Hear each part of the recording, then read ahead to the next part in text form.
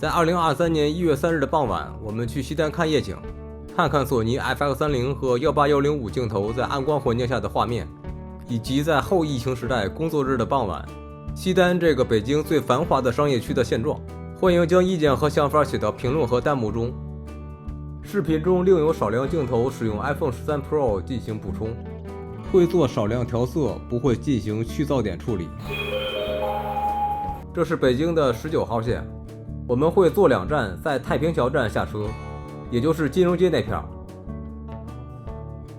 19号线才开通不久，现在还没有到下班高峰期，车上的乘客寥寥无几。19号线的隧道有点梦幻般的赛博朋克的感觉，列车好像穿行在电影里的时空隧道一样。2站很快就到了，我们注意到车站里有个母婴关爱室，进去探索一下。里面东西还是挺全的，有一个小的洗手台，有洗手液，这边有母婴教育的一些宣传手册，这边有给宝宝休息的地方，有安全的小坐垫，然后有换尿布用的垃圾桶，打扫得非常干净。这边还有妈妈哺乳用的座椅，然后这边有一些工具箱、应急用品箱，但是设施还是做得挺完备的。地铁站做得跟机场似的，现在新的地铁站越来越好。金融街这边看不出有什么新年的气氛，但是大街上如梭的车流让我们感觉仿佛回到了3年前。没有稳定器，果然还是要靠后期防抖。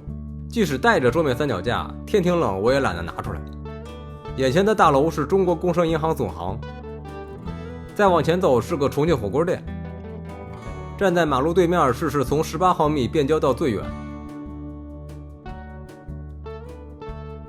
我们接下来沿着2龙路向西单走，街两旁的生活气息让我们一点也看不出这里和商业区仅有1街之隔。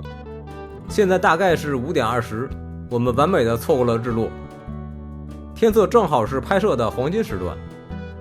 接下来的镜头我会改成24帧和25分之1秒的快门，大概能减少点噪点。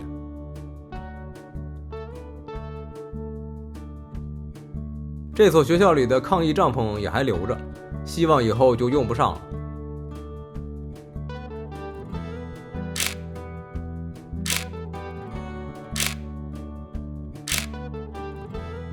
再试试用变焦看看远处西单大街上的商场。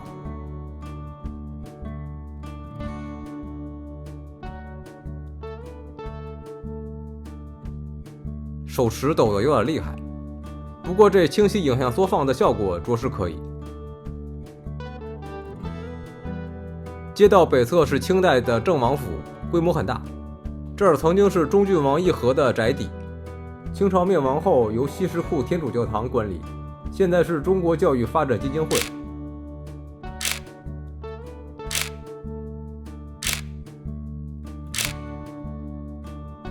前面就是西单大街了，喝口水。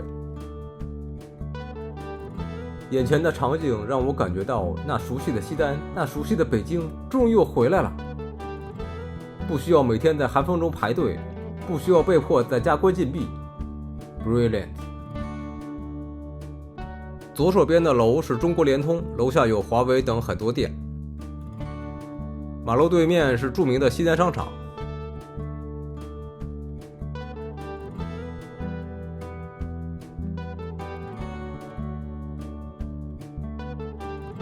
记得7、8年前有一次晚上来西单，那会儿也是冬天，还没有这么多灯，但多数商场都还开业。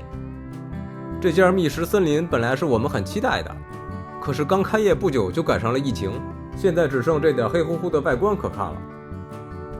我们打算过天桥，去马路东边的老佛爷转转。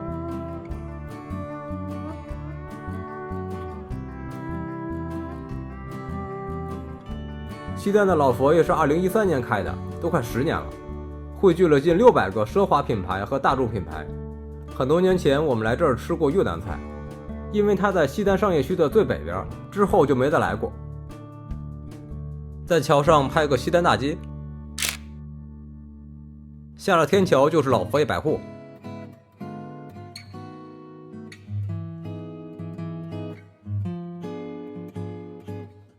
进了亮堂的大楼就可以改回60帧了。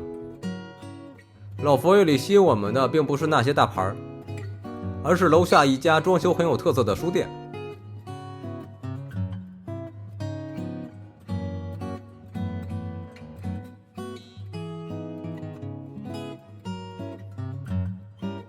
在里边不太方便用大相机拍摄，拿手机拍一下。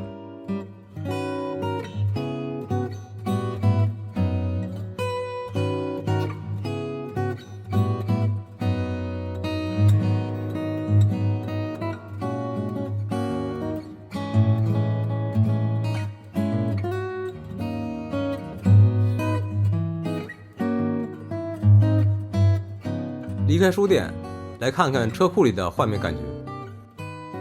效果应该一般吧，环境不够亮。离开昏暗的车库，我们打算去商场的顶楼转转。顶楼是商场的餐厅区，疫情这3年想必是受打击最大的，现在有好几家没开门的店，萧条的要死。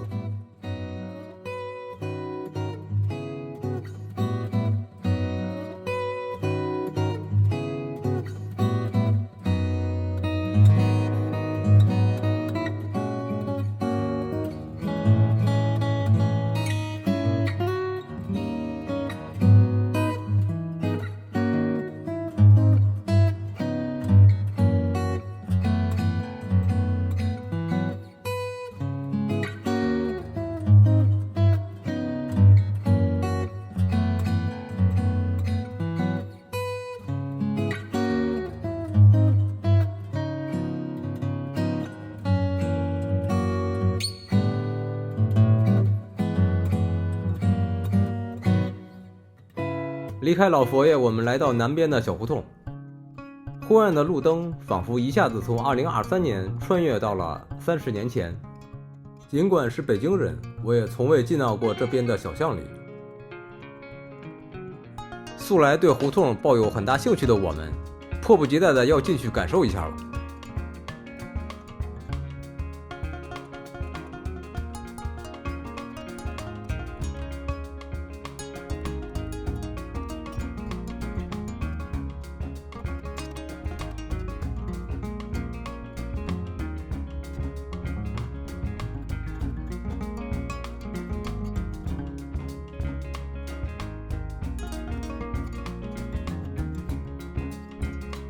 穿过胡同，前面是西单明珠商场。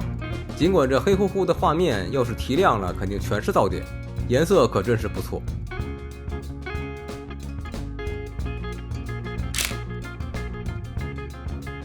明珠是西单的小商品市场，售卖各种饰品，还有美甲维修服务等。30年前，明珠里的人多得走不动，现在也只是比那些大商场的顾客多一点。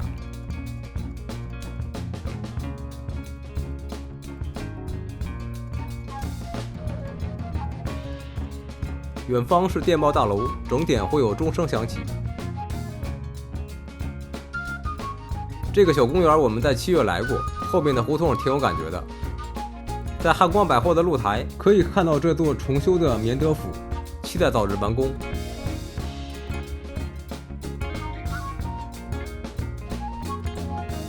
今天的西单夜游兼夜间的相机试机就到这里了。总结下来就是FX30的颜色真的没得说，但第2档基础 ISO 只有2500，在使用 F4 光圈的镜头时，暗部的噪点有点多，要么在前期用强光，或者换成大光圈的镜头，要么后期去噪，或者就凑合着看。不过既然不是没办法解决，就不是大问题。好了，欢迎点赞、关注、转发，谢谢您的观看，请期待我们接下来的视频，谢谢。